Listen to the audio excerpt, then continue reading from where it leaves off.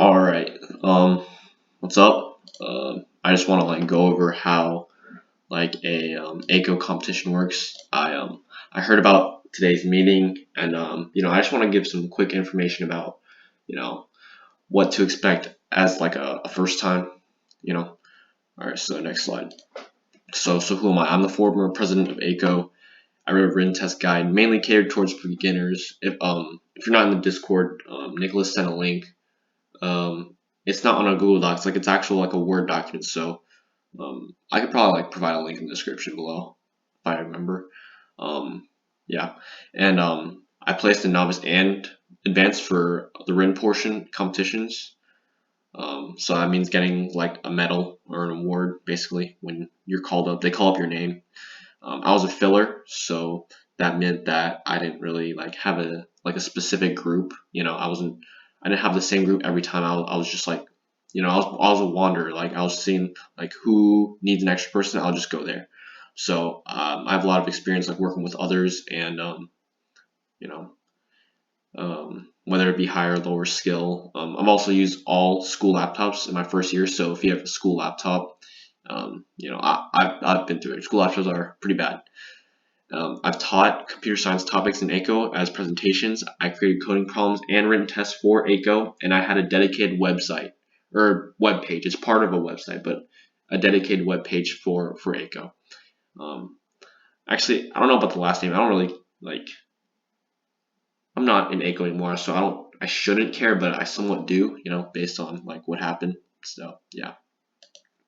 So how does when you go to the first competition, how does it work? So you should already have a team. Amar should have already told you what team you're in. You're with Austin. You're with Naveen. Okay. Anyway, you're assigned to a team. When you walk to check in, we meet with Langston outside, and then we all walk in at once to check in. It's like checking in a hotel basically. You say, hey, I reserved this room. You basically check in all at once.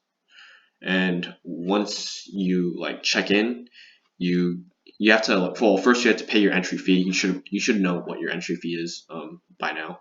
And you get a packet. Once you checked in, you get a packet with all your information, your login for the Wi-Fi, pizza order form, example dry run, where to sit, and your team number. And you have to make sure you remember your team number for the written test because you actually have to write that on your Scantron. But yeah, pizza order form if you want to order pizza. Knowing where to sit, they gave you all that information. And once you sit down, once you after you check in, you know where your location is. Make sure you set up your computer with your Java IDE and make sure you can have Java run. Actually, you should probably do that way before the competition. Make sure, just set in the right spot. Plug in your laptop if you need. Turn in the dry run. During the dry run, you turn in the dry run during setup, but if you can't get it done, that's honestly fine. Just do it after the written test. So once setup is done, you turn your pizza order forms during setup. But yeah, when that's done, then the written test starts. They gather you. They say, hey, the written test is gonna start, and then they just walk you to a room, and you take the test there. And you make sure you bring a pencil and an eraser, and they give scratch paper if you want. And then when the written test is over, you go back to your place where you set up and the coding portion starts. Again, during the time where people are still walking back from the competition, that's where you can also submit your dry run. And if your group order a pizza, it'll come during the coding portion. Then when the coding portion is over, you get your scores for the written test, and then the awards start. So basically the end. So here's some fancy words that you hear all the time, jargon basically. Dry run's basically an example submission to make sure that you are able to submit it. It's like a test. It doesn't count towards your actual programming score. And this PC2 here, PC squared we call it. It's basically the program that you use to submit your solutions to the problems that they give. Yeah. You have to download this from their website, but you have to be on their Wi-Fi to access it. Obviously they limit, you can't go on Google on their Wi-Fi, but yeah. And here about the written test, so it's 40 questions. Usually you have 38 multiple choice and 2 short answers as the last 2 questions. So Scantrons are provided, scratch work too. You have 45 minutes, and make sure like on your Scantron you like make sure you listen what to do. So usually they'll say put your name, put your team number, which is important, which is why you should memorize your team number before you go in. Um, and I mean, that's basically it. You just take the written test. They say start, go, and then you go. And then once you're done, you're done. They pick up the Scantrons, but you can like keep the test with you. You can keep the test with you unless they say like we're collecting tests as well. But I mean, for school competitions, you just like take your test with you. You don't have to like give it back to them. So you can write on the test if you. And here's the written test grading. So if you get a question correct, you get +6 points. Question incorrect, that's -2. So skipping questions, I mean, you could do if you don't want to take risks. I usually take risks, but you don't have to. Maximum score is a 240. I mean, obviously because there's 40 questions and you get +6 per if you get it right, so 240. But average scores are around 90. That's just a guess. I would say, I say that's a pretty good guess actually. I mean, and when you are like first starting, just make sure not to get like a negative score, or else you're gonna get made fun of. Please don't pull a Zishan or pull a Charles because they got negative scores. Like, please just don't get a negative score. Like it's honestly kind of funny. So please just don't. Yeah. So if you don't know a question and you don't want to take a risk, just skip it. And beforehand, before the entire competition, you would probably need to set up your JDK so you can run and test Java files. If you can already run and code in Java on your laptop, you should be fine. Get and know how to get input from a text file. So actually only one person needs to know because they can teach the others, but at least one person needs to know. But it's better if everyone knows. I mean, obviously. So yeah.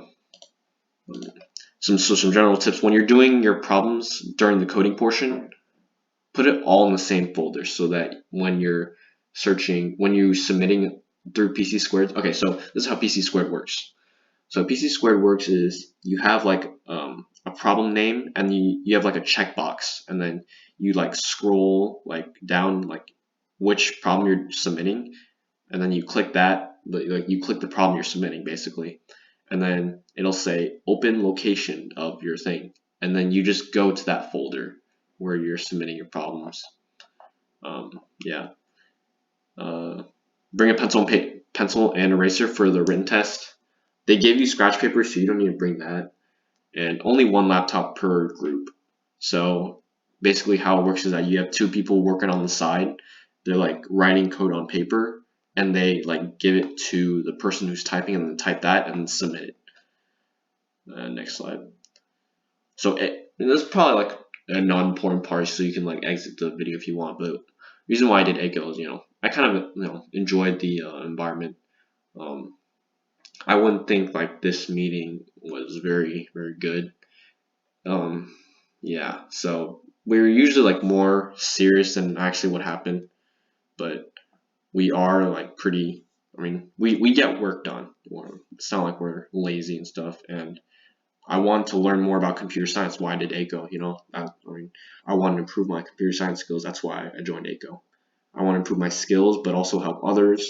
I heard you also get free stuff too.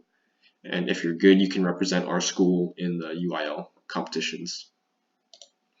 And that's about it. So, if you're still lost, you have any questions, just like leave a comment.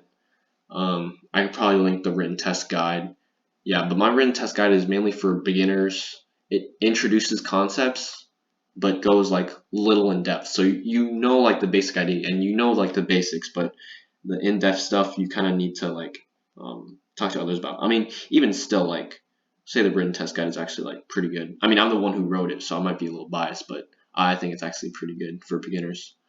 And if this is your first time, again, just don't get a negative score, please. It's really easy to get a negative score. I've never gotten one, but just answer the questions like or if you want to take risks, just answer, whatever. I got a 52 my first time at 7 Lakes, and I was like the worst one there. But don't let my score be like what's good and bad. Like just mainly focus on improving yourself. Oh man, I fucking no. Just say like, oh, I didn't know this. I should probably learn it. Like a growth mindset instead of like a fixed one. Anyways, that's it.